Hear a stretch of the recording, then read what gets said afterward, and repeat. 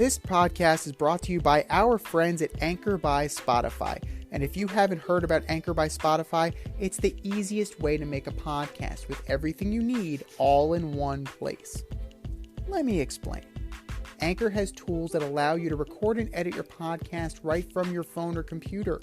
No specialty training or equipment needed. When hosting on Anchor, you can distribute your podcast worldwide on listening platforms like Spotify, Apple Podcast, and many more. It's everything you need to make a podcast all in one place. And best of all, like I've been saying, Anchor is totally free. It's free. Download the Anchor app today or go to anchor.fm to get started and make your podcast dreams a reality.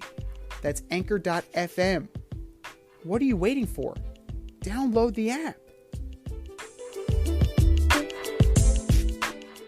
Well, it's a big show. Welcome to the Fade Route It's a big bad show tonight. with DNZ. Yeah, it's a big show. Here are your hosts, Cracking up, telling them lies. DNZ.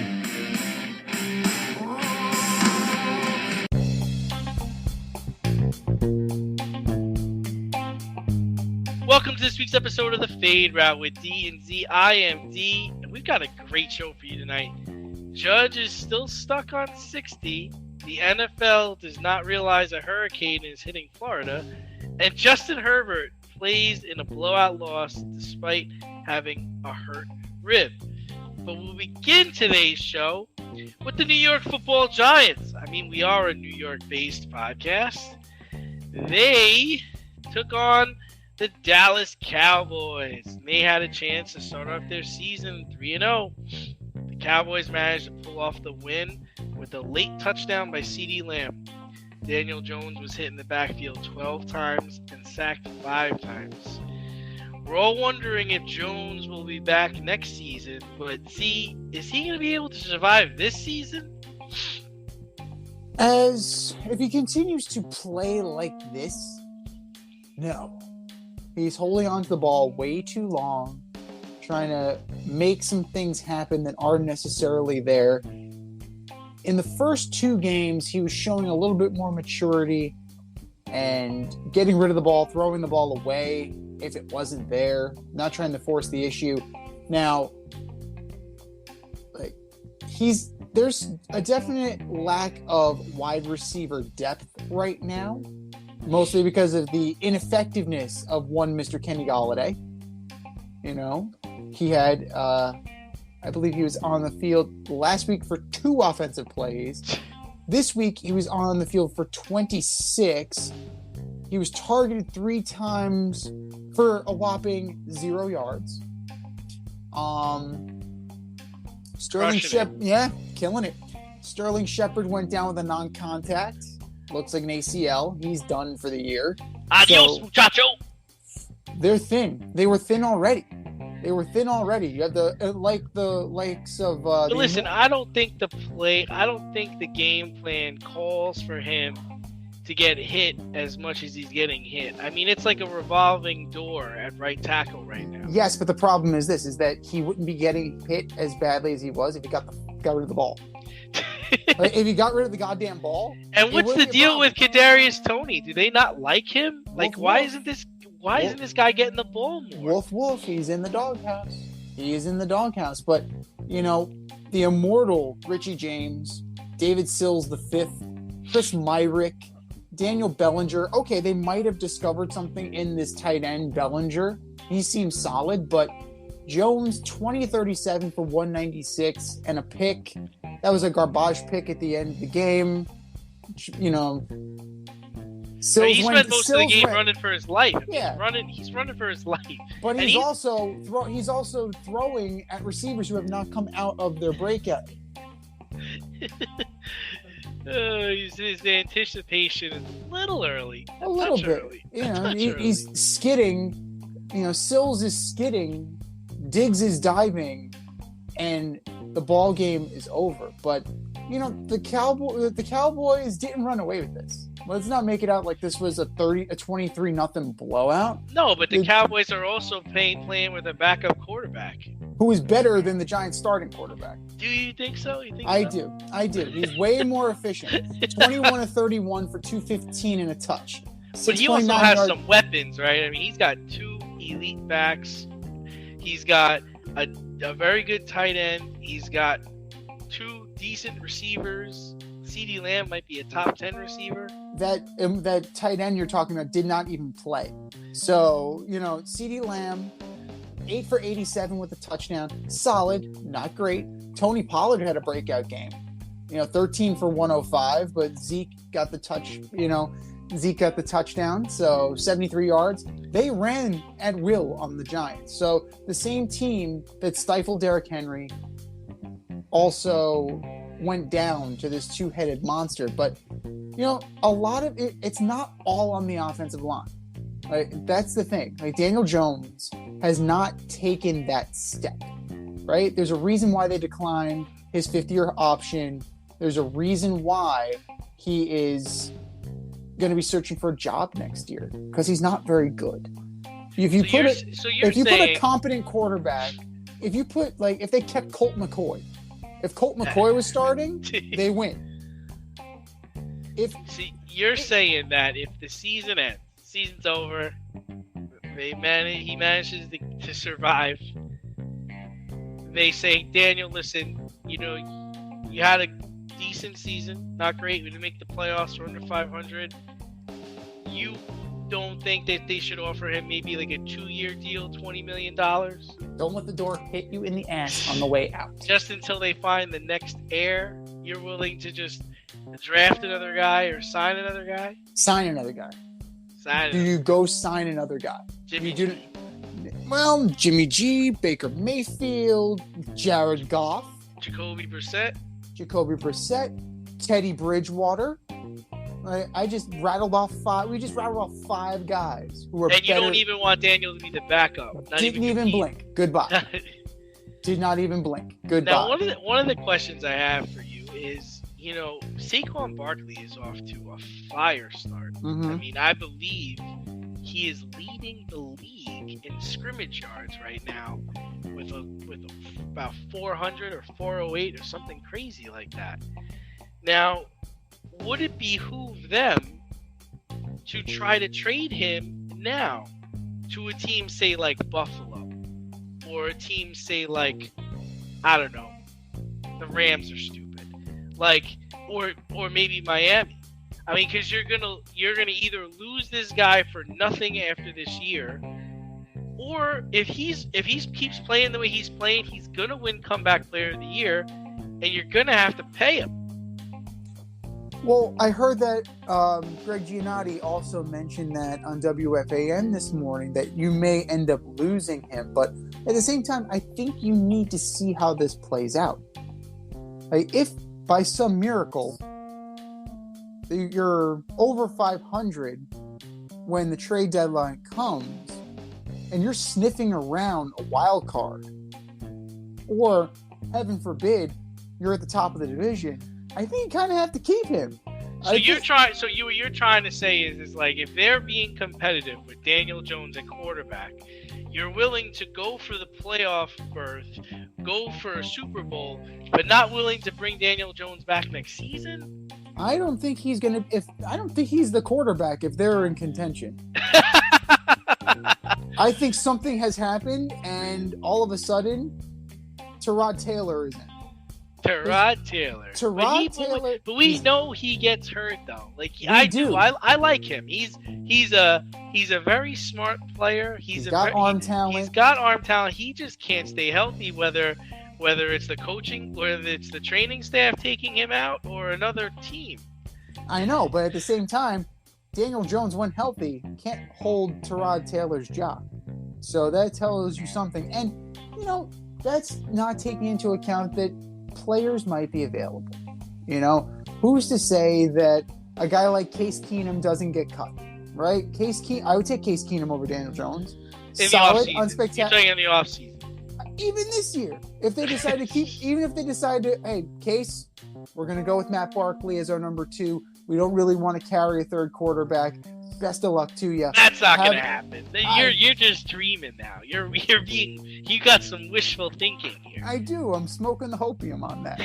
I absolutely am smoking the hopium on that. My whole thing is like Terry Collins fell into the Giants' lap and took them to the Super Bowl. I just think, yes, this is true. And he was a better quarterback when he was drunk. Just remember that. I just think that the Giants need to be more realistic about what their team is this year.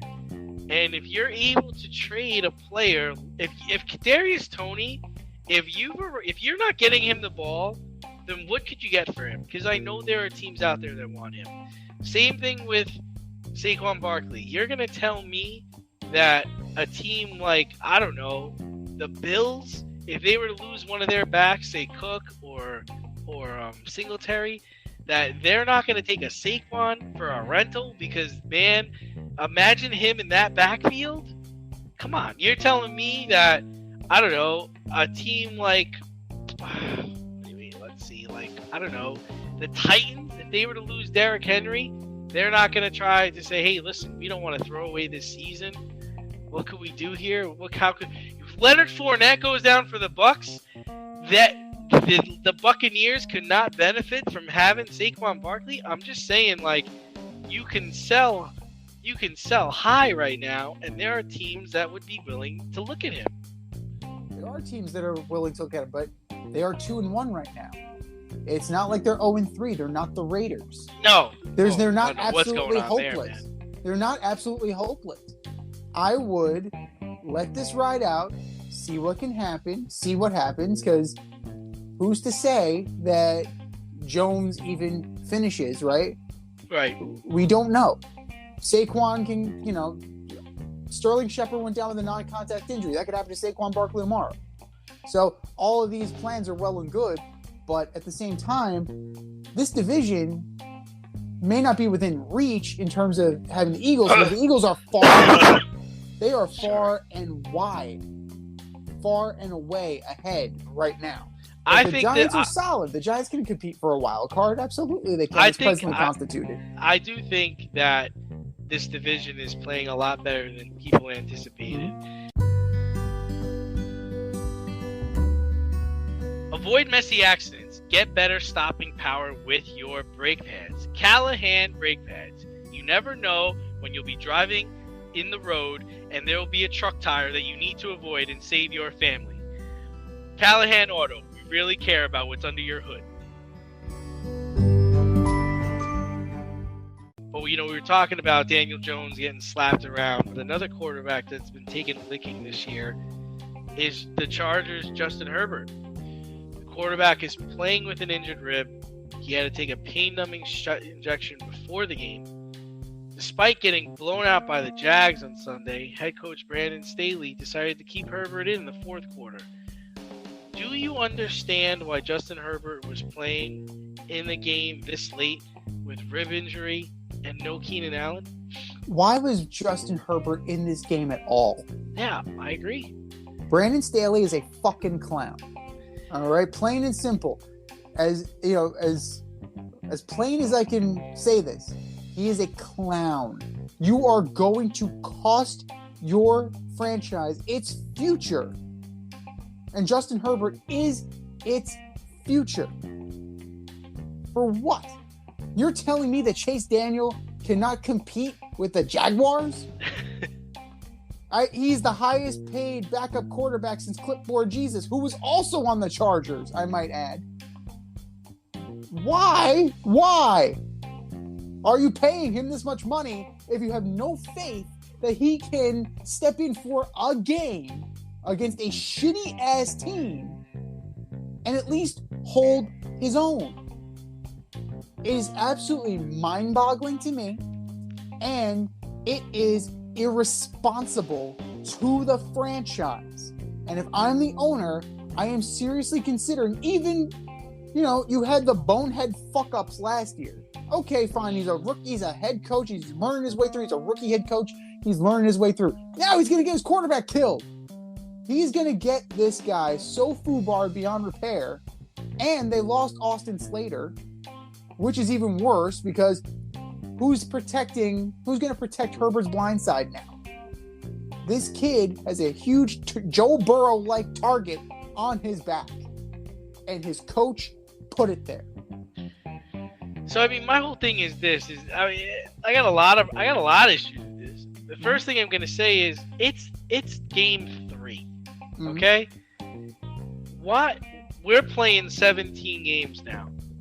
All right, you're already 1-1, right? Yep. Sit the kid down for a month just so he can get better. I mean, you're putting him out there. He threw the ball 45 times. At least say to yourself, okay, he's going to play with the rib injury, but you know what? Let's game plan to run the football, right?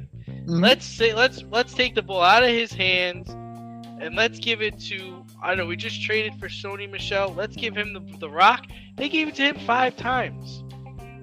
They gave it to Austin Eckler 4 times. Austin Eckler rushed 4 times for 5 yards.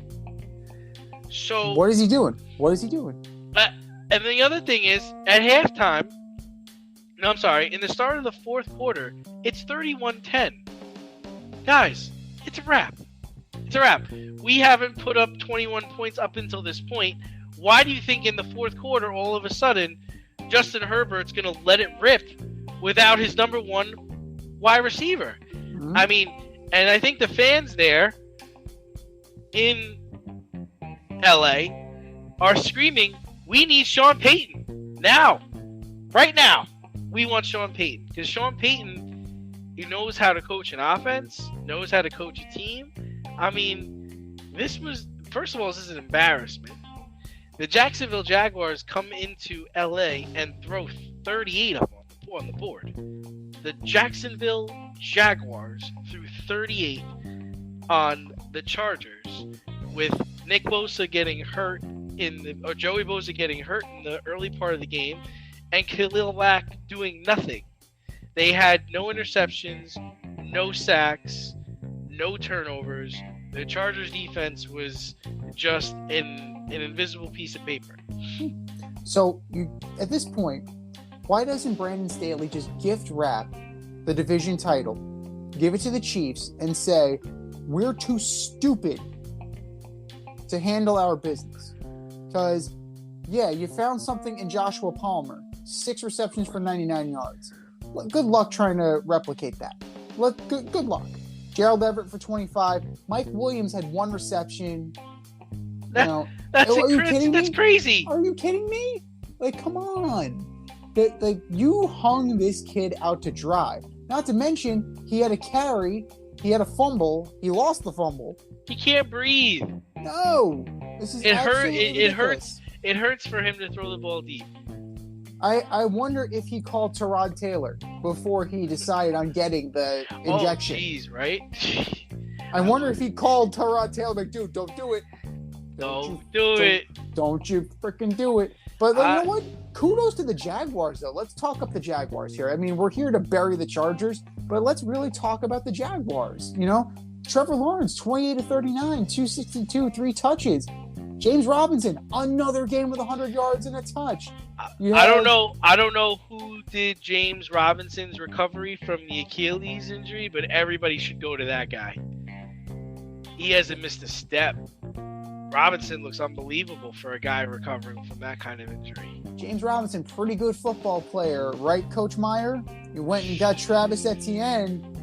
James Robinson is the real deal. And, you know, Zay Jones, Christian Kirk, Marvin Jones, so far, everything is coming up aces for the Jaguars and Doug Peterson.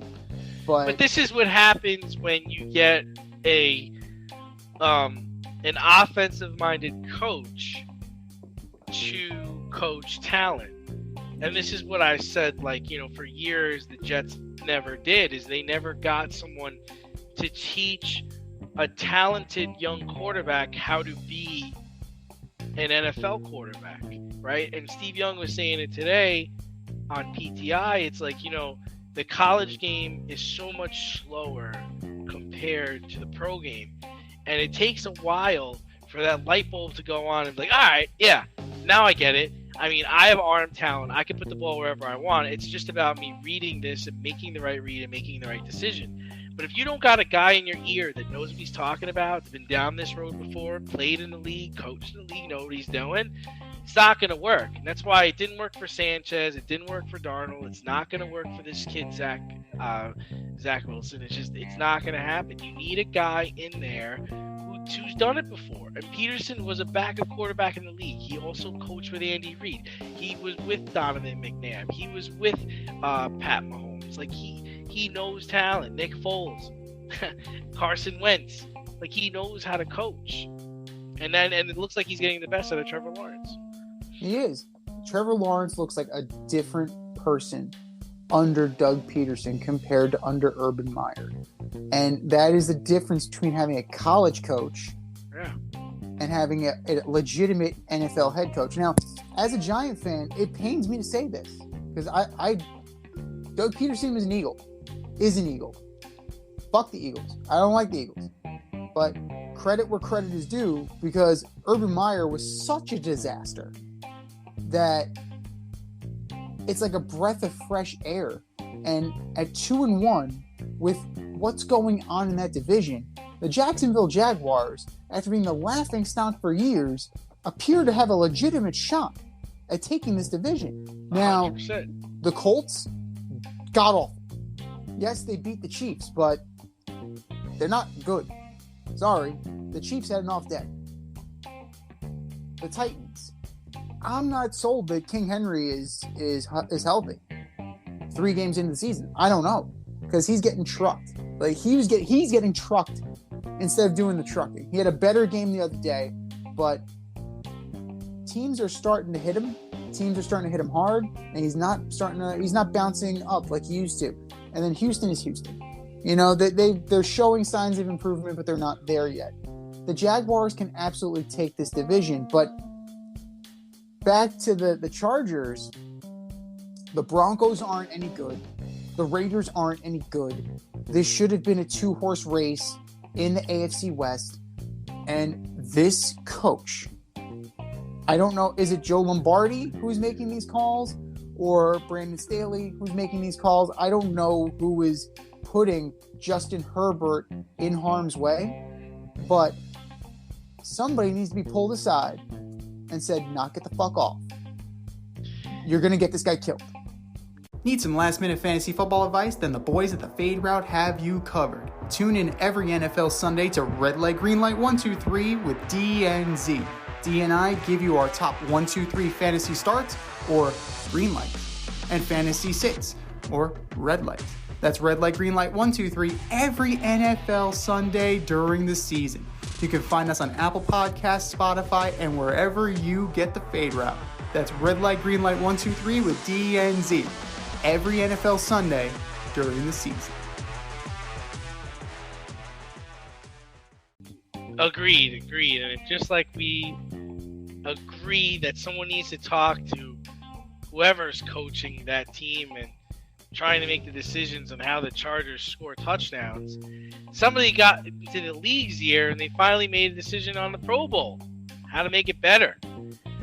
So it appears that this year they're going to have a skills competition the week before the Super Bowl and then have a flag game the Sunday before the Super Bowl.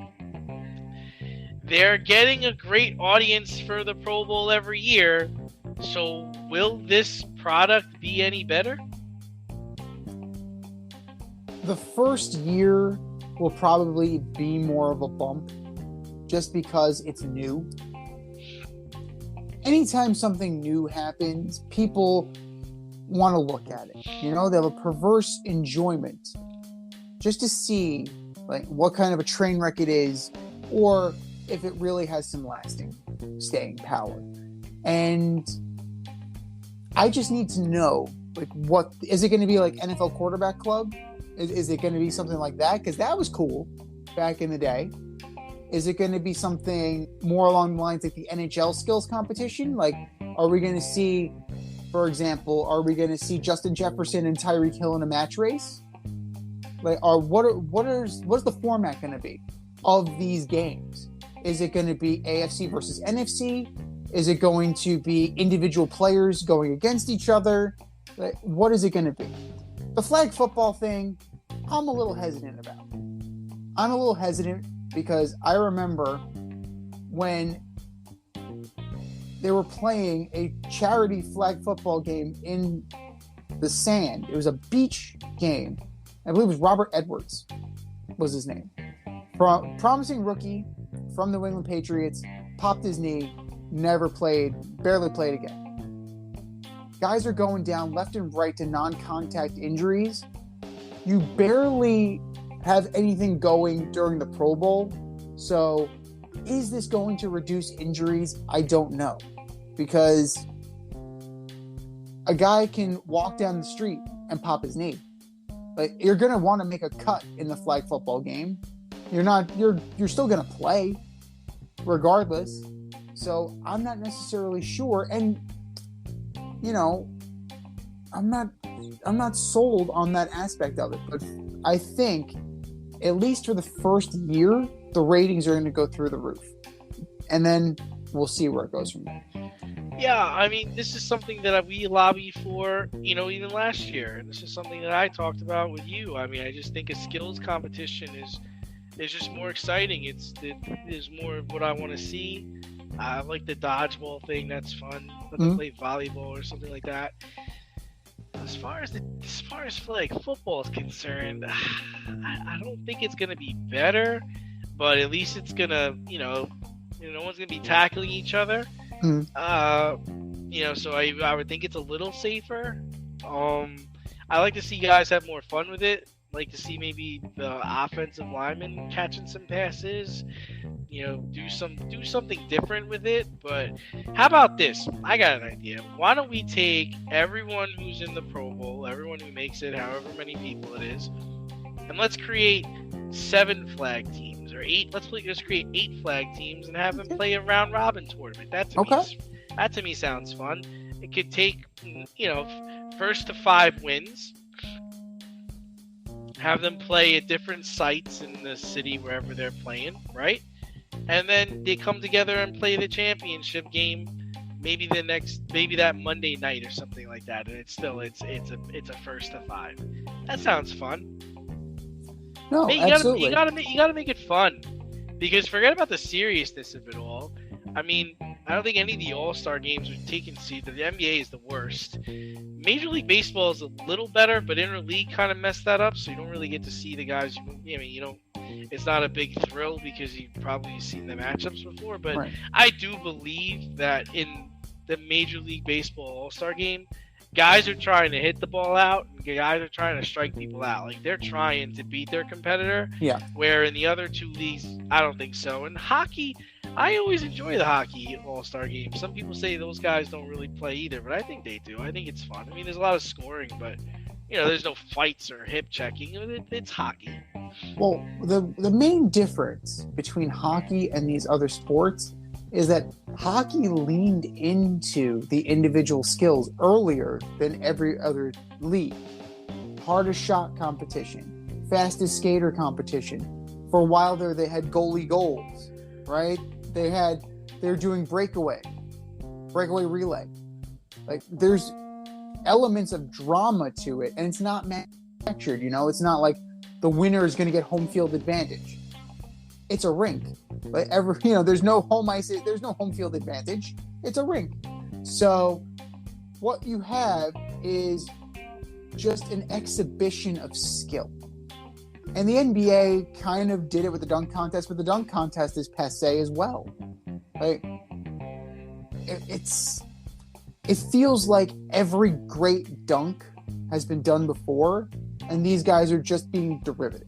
The home run derby, I watched it because of Pete Alonso, but I don't find it interesting. So in the beginning, the skills competition for the NFL is going to be great. Whatever it may be, it's going to be better than the stale Pro Bowl. But over time, it's definitely going to fade. It's definitely going to end up being just another All-Star game. And flag football, the NFL has a vested interest in growing flag football, not only for the league popularity, but they're trying to make it an Olympic sport. That's the other thing. They're trying to get it to the point where flag football is an Olympic sport. So you want to get as many eyes on it as possible. I get it. The round robin is a great idea. Like, I think that would be a fantastic idea. And it really opens things up too, because you'll have smaller teams, and then you'll have offensive linemen scoring touchdowns, defensive linemen scoring touchdowns, kickers at quarterback, like mass hysteria. You're going to have a lot more entertainment there, just because you're going to have the fish out of water nature of it. And it definitely it'll definitely put some eyeballs on the television. Are you in need of air care maintenance or service? I have the company for you. Air Care Technicians. They service the Westchester and Northern Bronx area and can help you with all your heating and cooling, maintenance, and service needs. Just give them a call at 914-315-1547. Again, that's 914-315-1547. Or shoot them an email at aircaretechnicians@gmail.com. These guys are the real deal, as they are veteran-owned, licensed, and insured. Make sure to tell them that D&Z sent you.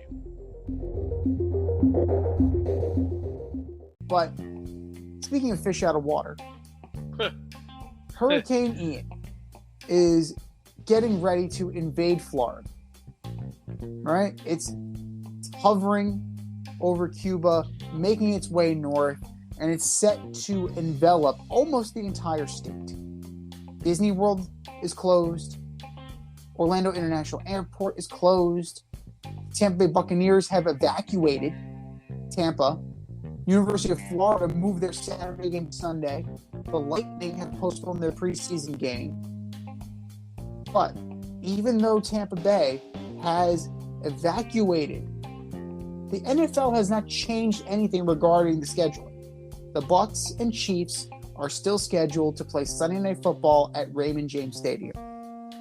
Is this arrogance on the side of the NFL, or should they be waiting till Friday to make any major decisions on this? Oh, it's complete and utter arrogance. I mean, you think about how much goes into this game.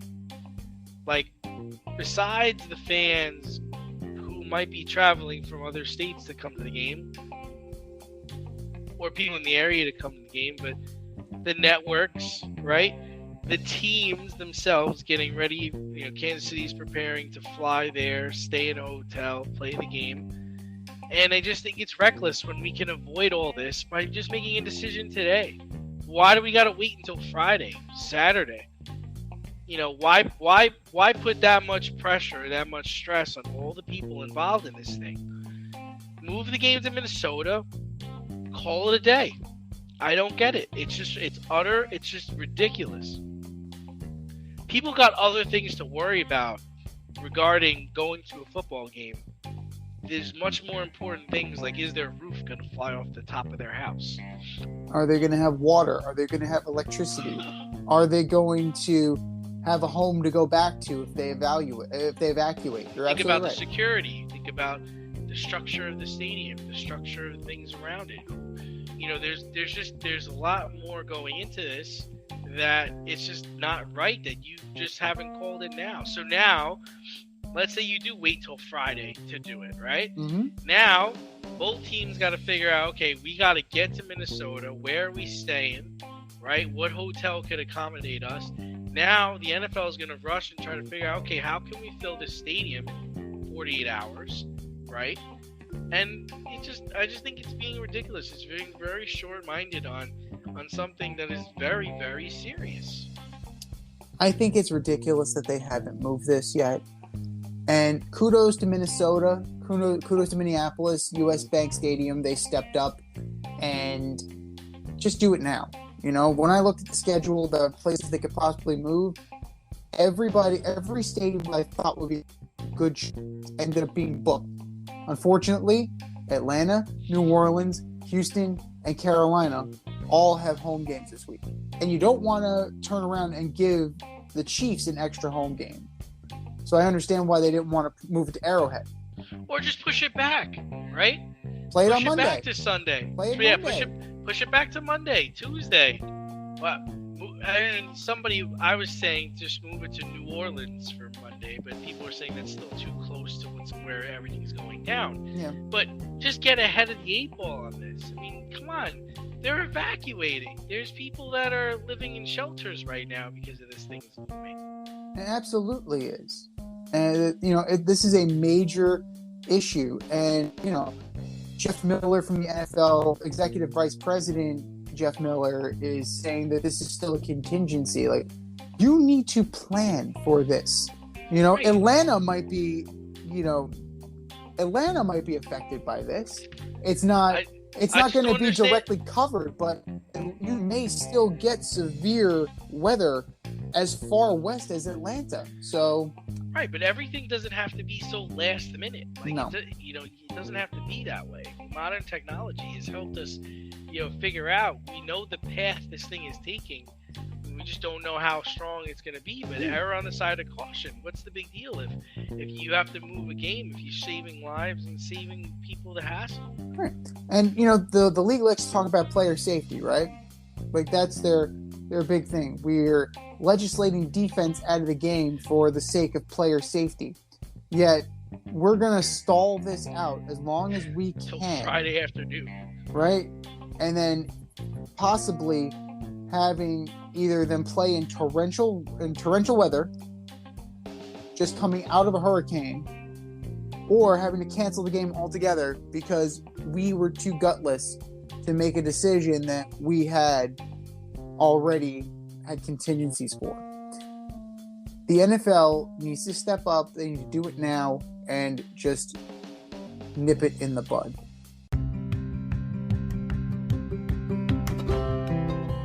Do you love brownies? Of course you love brownies. But you know what's better than a brownie? A delicious, handcrafted, gourmet brownie delivered right to your doorstep. That's what our guys at Sweet Life Brownie Co. offer. Chef Tommy D and the crew offer a dozen delicious delights that you will crave, from the classic OB to Dutch apple to campfire s'mores and many more. Check out their website, sweetlifebrownieco.com, for their Friday brownie drops. At noon, their site goes live and you see what they're making. Since you're there, become a site member and earn points. You earn 50 points just by signing up. Make sure you follow on Instagram and Facebook too, at sweetlifebrownie_co, for the latest updates and their latest releases and creations. That's sweetlifebrownieco.com. Give them a call, 845-641-3043, and tell them D&Z sent you. That's sweetlifebrownieco.com, 845-641-3043. Sweet Life Brownie Co., because there's always room for a brownie. But I agree with that statement too, of speaking of a guy who just needs to step up, get it done, and nip it in the bud. Aaron Judge. It's been a week. It's been a week for Mr. Judge. He's been stuck on 60 home runs for quite a few games now. Boston seemed to pitch around him. Toronto seems to be going after him. But now they're walking him as well, as of late. He has 13 walks in his last 7 games. Even when he makes contact, he's not been able to get it over the fence. There's 1 week left in the season. How's this playing out? I'm starting to think that it's going to really come down to the last series. I don't know why. I have nothing to base this off of. I just feel like it's gonna come down to next week. It's gonna come down to just the last 2 or 3 games for tying it and breaking the record. Somebody was saying, these teams should pitch to him, and they don't want to be part of the record. They don't want the record set against them or the record broken against them. I was like, I don't know if it's that or he's just been in fuego lately, right? He's batting like 316. He's like, and then Aaron Boone's deciding to bat him first. All right, you want to bat him first? I'm just going to put him on. I don't need to pitch to this guy. Right. So I blame some of this on the Yankees, too, and the way they're playing him. I mean, if they want to get Anthony Rizzo hot, just have them walk Judge, right? Then you got to run around base for Rizzo. So, like, which is what's been happening. They bat Rizzo second. Strategically, I get it. Stupid. No, I understand where Aaron Boone's going, though. He's trying to get Rizzo hot, so he's batting him behind Judge. But, you know, Judge is 3 for his last 17, 12 walks, 7 strikeouts. He doesn't look comfortable. He just does not look comfortable at the plate. And, you know, the one saving grace, right, is the opponents that they're playing. They're 3-game series against the Orioles at Yankee Stadium. Orioles are fighting for a playoff spot, but they're not great. Austin Vogt, Jordan Lyles, Bradish, these are the guys who are no great shakes. No great shakes at all. And then you have a 4-game set with the Texas Rangers in Texas. And the ball flies out of Globe Life Park. So he's got a shot. He still has a shot. But Aaron Judge looks like he's feeling the pressure right now. And I think he'll get it eventually. It won't be easy. Clearly, it won't be easy. Teams are pitching him tough or just outright walking him. As teams have nothing to play for, they may just serve it up. Yeah, I think it's definitely on his mind, as it probably should be. I mean, why wouldn't it be? But man, I mean, could you imagine catching one of those balls? And that's the other thing. Every time he gets up, they change out the balls because they got to be able to, you know, make sure that the one that gets in the stands is actually the one that they get back. I mean, could you imagine catching one of those things? Like, what would you ask for? How does Aaron Judge get the ball back from you? That's a great question. If we go back to 1961, right? They keep bringing it up because he's chasing Roger Maris, and he didn't want anything. That guy didn't want anything. Good old Sal didn't want anything Durante, for them. right? Yep, That was his name? exactly. He was willing to give it back. And I don't think that today that's going to be the chosen response. I think it's probably going to be 6 figures or a lot of signed merch, and not just by Aaron Judge. You're probably looking at some kind of fan experience, like, because this is American League history, right? So you're saying you want 6 figures?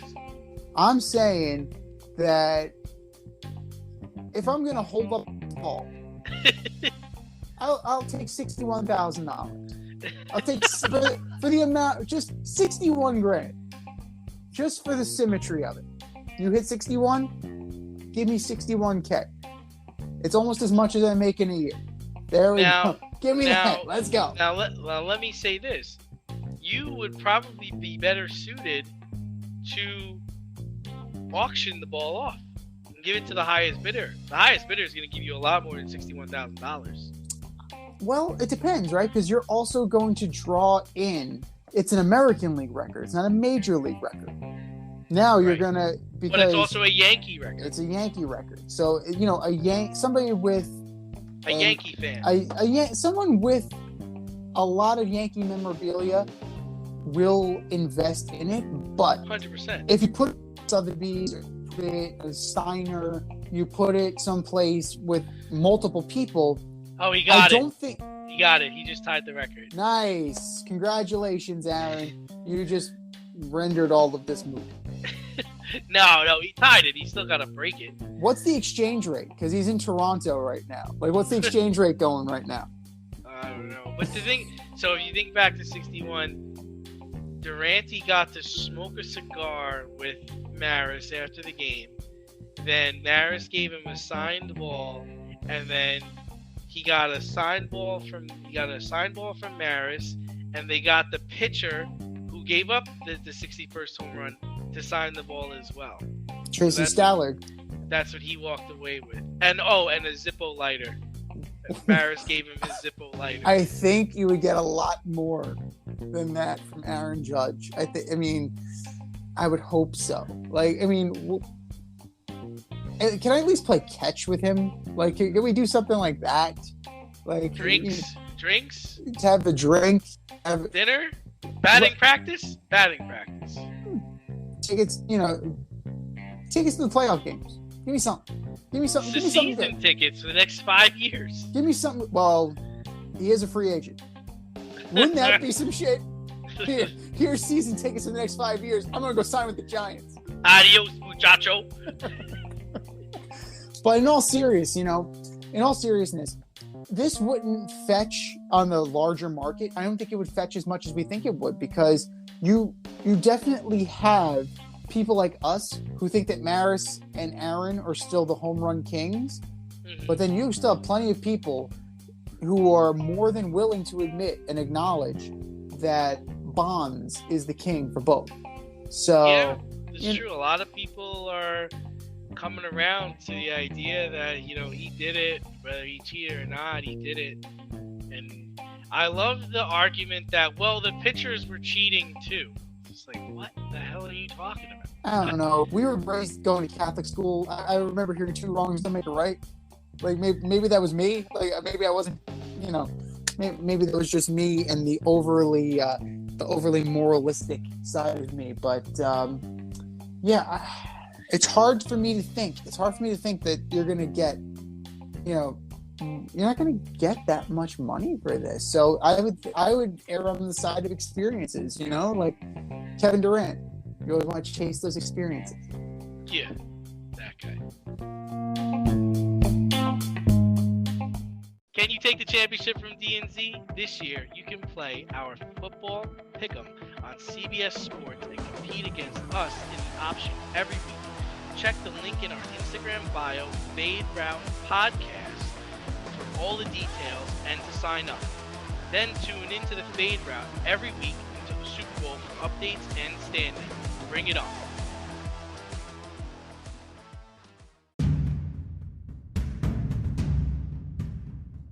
More or less?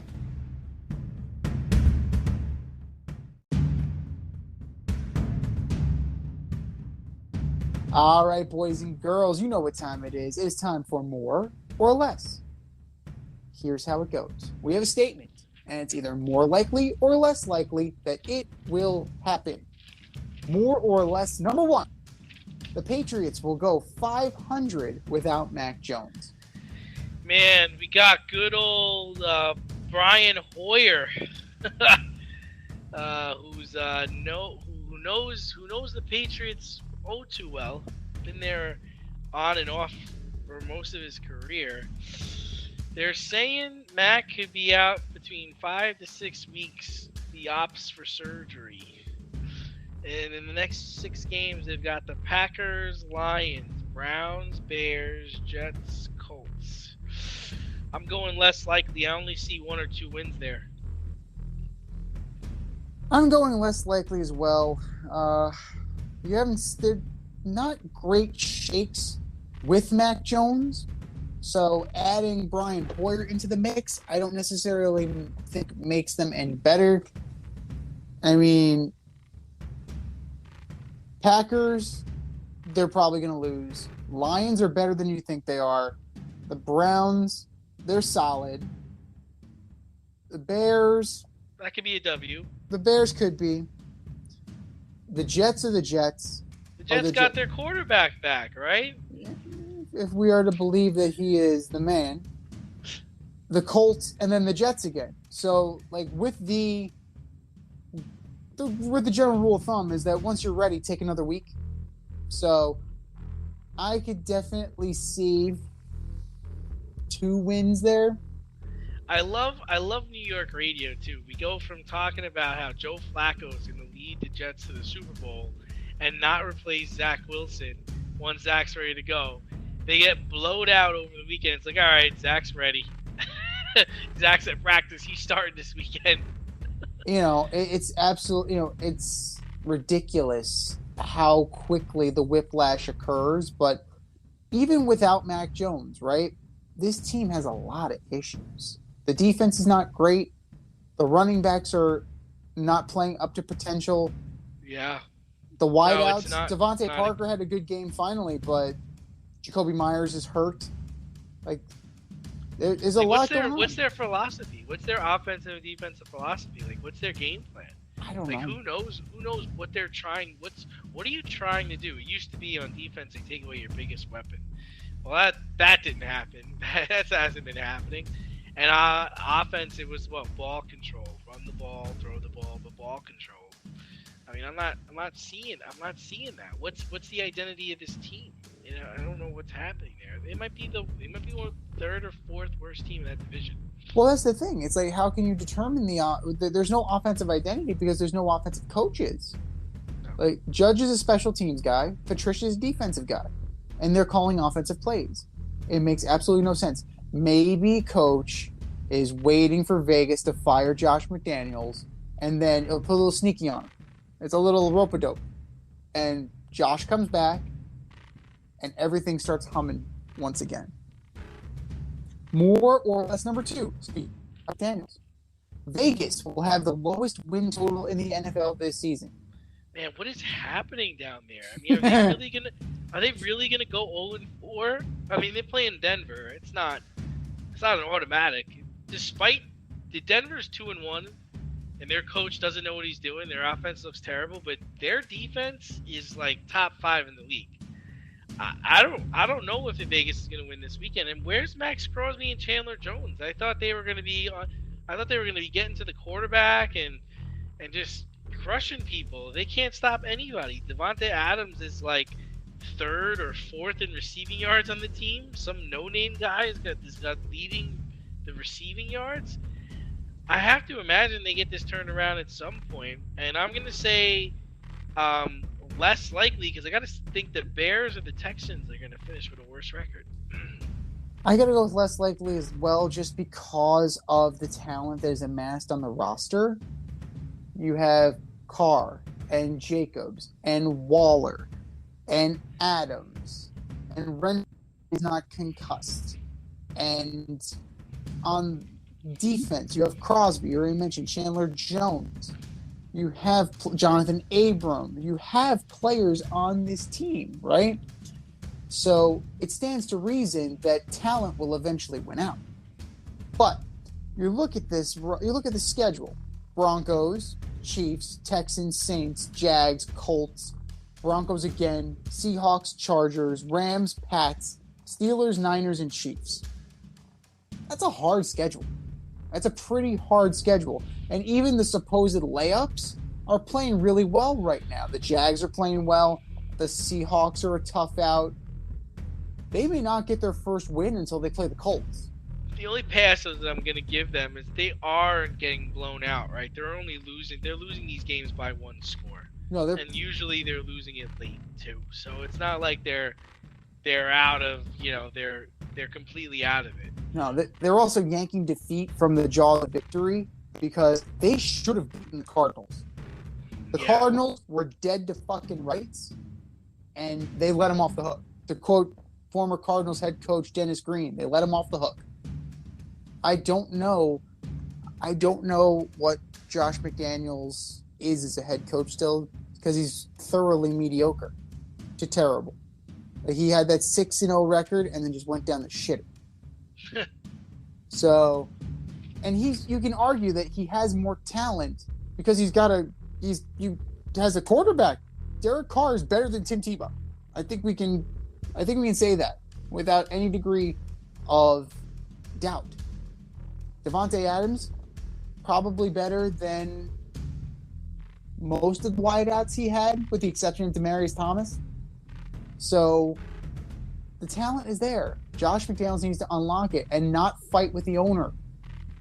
The only thing I could think of about that closed-door meeting is that Mark Davis wants somebody's head, And he just went to McDaniel and said, fire somebody. I don't care who. Because if you don't fire somebody, I'm going to fire you. So as far as who can possibly take the mantle, as far as having the worst record, Colts, they don't look great. Texans don't look great. The Jets aren't any great shakes. They're in competition, but I don't think they're going to be the worst of the bunch. More or less. Number 3, Steve Nash will survive the NBA season. I gotta say more likely, and I'm only saying that because it would be a huge embarrassment if he didn't, right? I mean, you got Durant's coming back, Kyrie's coming back, Ben Simmons is here, which I do believe he could make Ben Simmons a really good basketball player. I just think it would be a huge embarrassment. It'd be like David Blatt status. How about David Blatt coaching the Cavs, getting fired, and never coaching in the NBA again? What is that about? Well, that just adds to LeBron's reputation as a coach killer. So that is definitely, he definitely messed with Mike Brown, messed with David Blatt. If he can't be the coach and he can't be the GM, it's a problem. And then you run into the issues that you have now with the Lakers, where they're strapped against the cap and they're seemingly poised to have a poor season. But for Steve Nash, I'm going to go more likely, unless it is such a horrendous start, right? If they lose their first 8 games coming out of the break, right? Right out of the jump, they go 0-8. They look listless. They're fighting with each other on the sidelines. Steve Nash has that clueless look on his face. I can totally see them pulling the trigger. I can see them absolutely pulling the trigger and getting rid of Steve Nash to change the culture. But another team that's talented, right? They have the talent, but the talent needs to play. Durant needs to stay on the court. Kyrie needs to actually show up to work. You brought in Ben Simmons. Ben Simmons admitted he checked out with the Sixers. He admitted it. He fucking admitted it.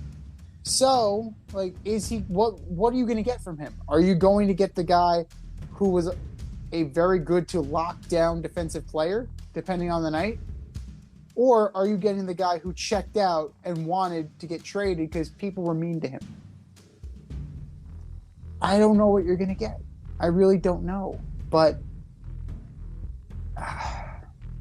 it's more likely that he's going to stay, just from the standpoint that the Eastern Conference is still very winnable.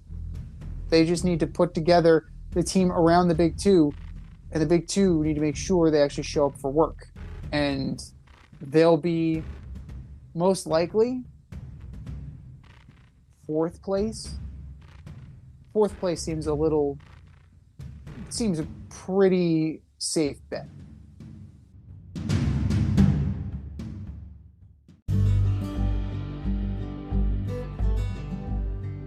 For all the grill masters, green thumbers, home repair heroes, and DIY aficionados in the Richmond, Virginia area, if you're looking for a personal service, quality products, and a convenient shopping experience, look no further than Thacker Ace Hardware in Colonial Heights, Virginia.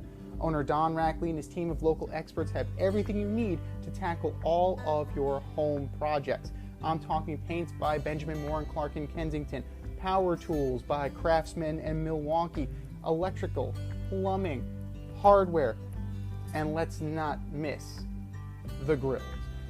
Weber, Big Green Egg, Traeger, Blackstone, top shelf, amazing. And for all you green thumbers, their nursery department is fantastic. Give them a call today, 804-766-4223, or stop by 27 Dunlop Village in Colonial Heights.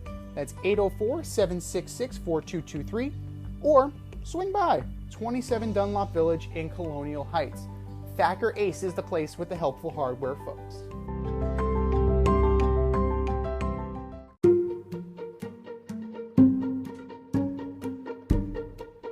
The Fade Store presents the Alleged Superstar of the Week Award.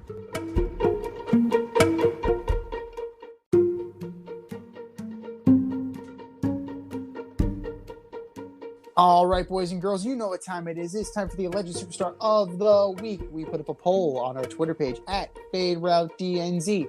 And you vote, and you vote, and you vote, and you vote. And the winner of that poll takes home the coveted ass trophy and gets a shout out on this here show. And do you know, D, who took home the coveted ass trophy and gets the shout out on this here show this week? No.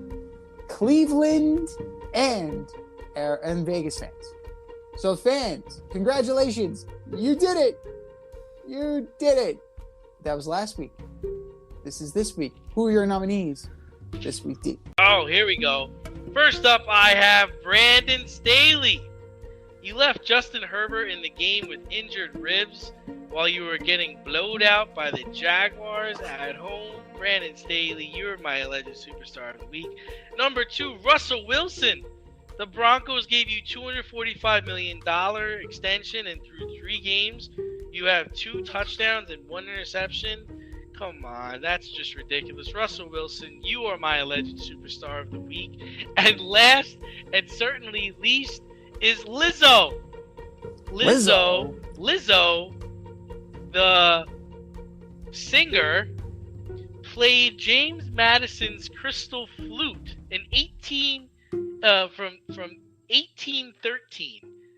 She talked to the Library of Congress, and she got permission to play James Madison's flute and twerk while she played the flute.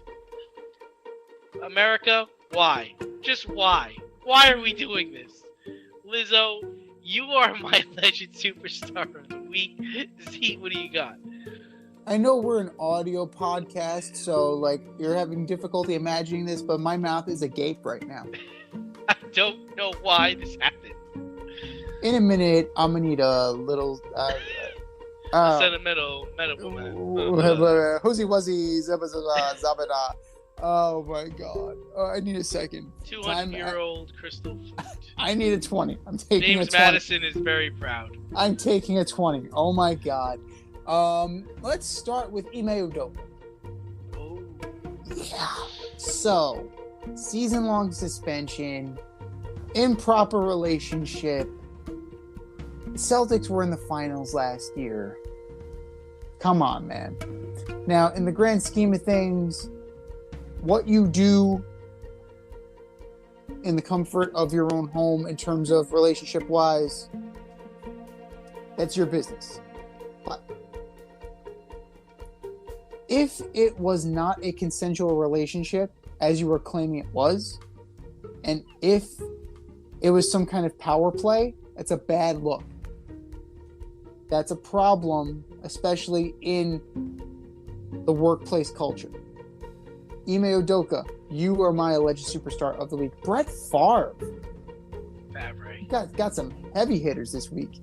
Defrauding the state of Mississippi with the help of a former governor in order to get his daughter a volleyball stadium on the University of Southern Mississippi campus.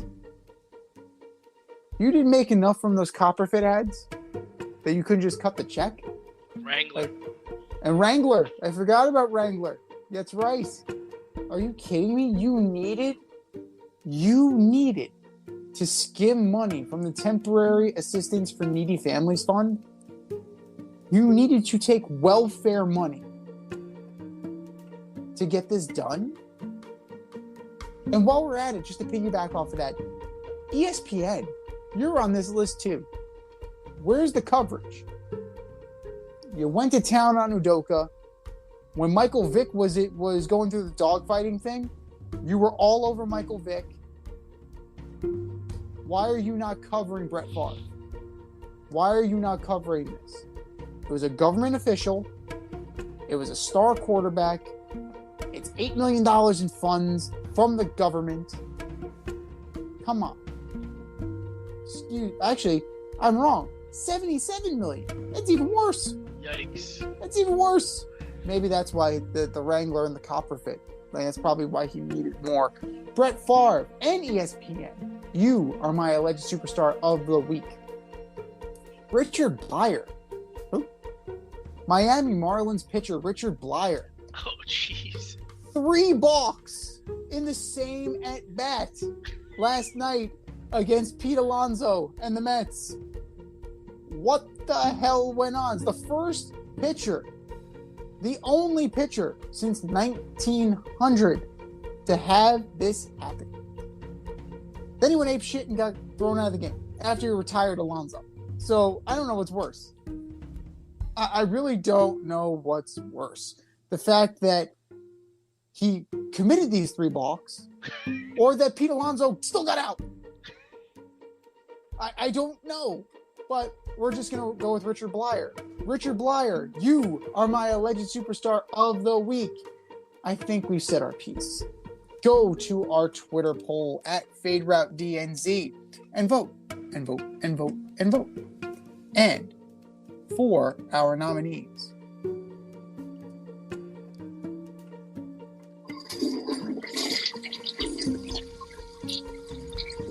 Just do better, boys. Just do better.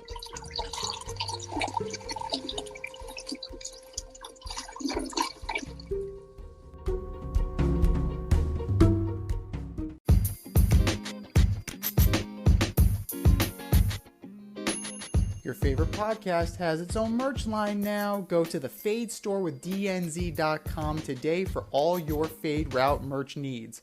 I'm talking tank tops, t-shirts, sweatshirts, like yoga pants, we got those too. Like some cool accessories, we got those too. And we're not done yet. We have so much more planned for you, but check out what we have today at the Fade store with DNZ.com. That's the Fade store with DNZ.com.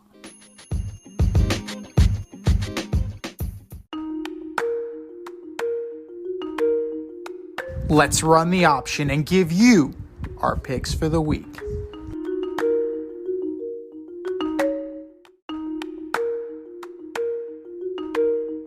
It is the option for week 4, and you can still join the Option Pick'em League. Go to our Instagram bio, follow the link, and you can take us on. And congratulations to Foxy for taking home the win last week, but on the leaderboard for the overall league, this guy by 1 game. We have a tight race, ladies and gentlemen. Between first and last, only 4 points separate first from last. So we got a lot of heavy hitters. Join today and let's see what you got. But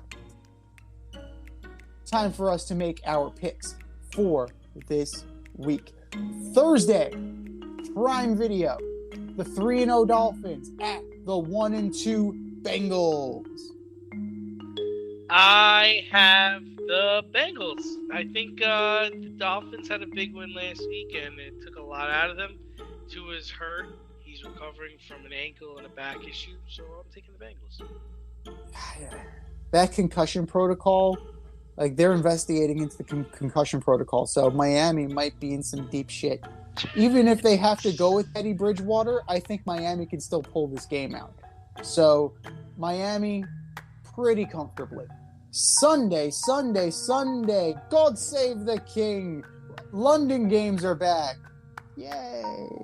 The only good thing about this is that we have football at 9:30 in the morning, baby. The 2-1 Vikings at the 1-2 Saints at Tottenham Stadium. Yeah, I'm taking Vikings. I just think Jameis is hurt. You know, he's still trying to get better as well. And I think Kamara's still hurt. Michael Thomas is hurt. They're banged up. Saints are the walking wounded. Vikings take this one. Adam Thielen got in the end zone, so maybe that trend will continue. 1 o'clock. The 2-1 Browns go into Hotlanta to take on the 1-2 Falcons. Oh, I'm gonna take the Brownies. The Browns. Chubb is going to have a big game. Brissett's not going to have to do too much. The 2-1 Buffalo Bills at the 2-1 Baltimore Ravens. Giants. Yeah, this was a tough one for me, but at the end of the day, I'm going to take the Bills. An angry Bills team still missing a lot of key defensive players. It's going to be a shootout. Duvernay is proving to be a good receiver. Bateman is proving to be good. I don't think they have enough, but the Bills will narrowly pull this out. The 1-2 Commanders go into Jerry World to take on the 2-1 Dallas Cowboys. I'm taking the commies just because I like to say the commies. How about them Cowboys? How about them Cowboys? Carson Wentz will not finish this game. The 1-2 Seahawks at the 1-2 Detroit Lions. I'm taking the Lions, even though I'm going to start Geno Smith at quarterback for my fantasy team. Oof. Lions roar. Lions roar big time. DeAndre Swift, big game from him. 1 o'clock continues with the Los Angeles Chargers sitting at 1-2 thanks to their coach at the 0-2-1 Houston Texans. Yeah, I gotta hope the Chargers win. If they lose to the Texans, that'd be pretty bad. This hinges on Justin Herbert, right? If he plays, then the Chargers win. But if he doesn't play, then the Texans can take this game. So I'm at a little bit of a loss right now because I really don't know. I'm going under the assumption that Justin Herbert will play, and I'm going to take the Chargers. The 1-2 Tennessee Titans at the 1-1 Indianapolis Colts. It's the Mediocrity Bowl. Titans. Well, both teams won last week. Both teams won last week, but they're not that good. They're just not that good. One team beat the Chiefs. Yes, one team beat the Chiefs. Yes, they did beat the Chiefs. And Travis Kelce said it's never going to happen again. And I believe in Travis Kelce. I believe when Killer Trav talks. Just to be different, I'll go with the Colts. I think Jonathan Taylor will outrun Derrick Henry. The 2-1 Bears at the 2-1 Giants. Who is the fool's gold here? Giants better win this game. It's a winnable game. Justin Fields is no great shakes. Saquon. Giants win. The 2-1 Jags at the 3-0 Eagles. Jags, baby. I'm a believer. We're in agreement. We are in agreement. I like what they're doing with James Robinson. Run the rock. Pound it home. This is a statement game for them. This is. This is a statement game for them. This shows that they are on the map and they are legit. That's so right. The Jags are going to come to play, and Doug Peterson will be like, why'd you fire me, bro? Why'd you fire me? Come at me. Come at me, bro. The 1-2 Jets at the 1-2 Steelers. Oh, the Jets are getting their quarterback back, so I'm going to go take the Jets. I actually think Sauce Gardner is playing very well. Give him his props. My question to you, does Trubisky finish the game, or does Kenny Pickett get some playing time? I think Trubisky finishes the game. But and I'm taking the Jets. They gotta play. They gotta eventually get the kid in, though. That might be now. The time might be now. The window may be closing on Mitch Trubisky already. Jets, Jets. We are now into the 4 o'clock hour, ladies and gentlemen. The 1-2 Arizona Cardinals go into Carolina to take on the 1-2 Carolina Panthers. I was originally going with the Panthers, so I'm going to go with the Cards. I'm taking the Panthers. You know, I don't believe in the Cardinals. I don't think they're as good as people think they are. And Panthers have some weapons. They definitely do. Look, they're able to. Bobby Anderson has done dick this year. You know, Christian McCaffrey looks like trash. You sure about all that? I think that they'll have a breakout game this week. I think it's going to be CMC is going to run the rock. Baker's going to have 2 touchdowns. We'll call it a day. 425, the 1-2 Pats at the 2-1 Green Bay Packers. Packers? Yeah, not even close. Especially if Brian Hoyer's playing. Come on now. Come on. The 2-1 Broncos go into Allegiant Stadium to take on the 0-3 Raiders. I mean, I'm gonna. I can't believe I'm gonna say this. I'm going with the Broncos. I think the Raiders are gonna start out really shitty. The Broncos will move to 3-1 on the season. And do you feel any less confident about a 3-1 team? No. That's pretty friggin' bad. Yeah, that's pretty bad, right? Like, Nathaniel Hackett They're bad. They're bad. They're a bad 3-1. They would be a bad 3-1. This is tough. You figure Russell Wilson eventually has to play well. But you'd also think that the Raiders got to win a game at some point, right? Yeah. This game like counts for 2 if you think about it, right? It's in a division game. You're right. You've got to be really coming all out in this game. I'm going with the Broncos. I've been burned by the Raiders too many times this season already. You gotta win me back, Vegas. You gotta win me back. The Sunday night game of the week, wherever it may be. So we're tentatively saying Tampa Bay, but it might very well be Minnesota. The 2-1 Chiefs take on the 2-1 Tampa Bay Buccaneers. The Bucs get Mike Evans back, so I'm going to go with the Bucs. I think they're going to play defense. They were pretty close to beating Green Bay last month. It was pretty close, but that game was that was hard to watch. Awful. That was very hard to watch. But you know what? How about them Chiefs? I'm going to take them. I'm going to take them in relatively close. I'm going to say by a touchdown. Chiefs by a touchdown. And your Monday night delight, the 2-1 Los Angeles Rams go into Santa Clara to take on the 1-2 San Francisco 49ers. The 49ers offense is awful. I mean, Jimmy's not hitting open guy, but that's all the 49ers' fault. I heard they wouldn't let him practice with the team all summer. They wouldn't even give him a playbook. So That's petty. I'm here for that. Rams. Go with the Rams. That's petty. I'm totally here for that. That's awesome. But the Aaron Donald is going to live rent-free in that backfield. So I don't see it, Stafford won't have to do that much. Maybe turn around and hand the ball off a couple times. Call it a day. Rams by 10.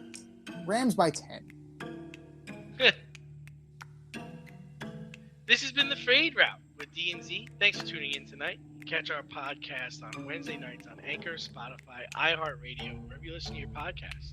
Until next time, stay faded, everyone. Time for us to run the go route, but we'll talk to you next week.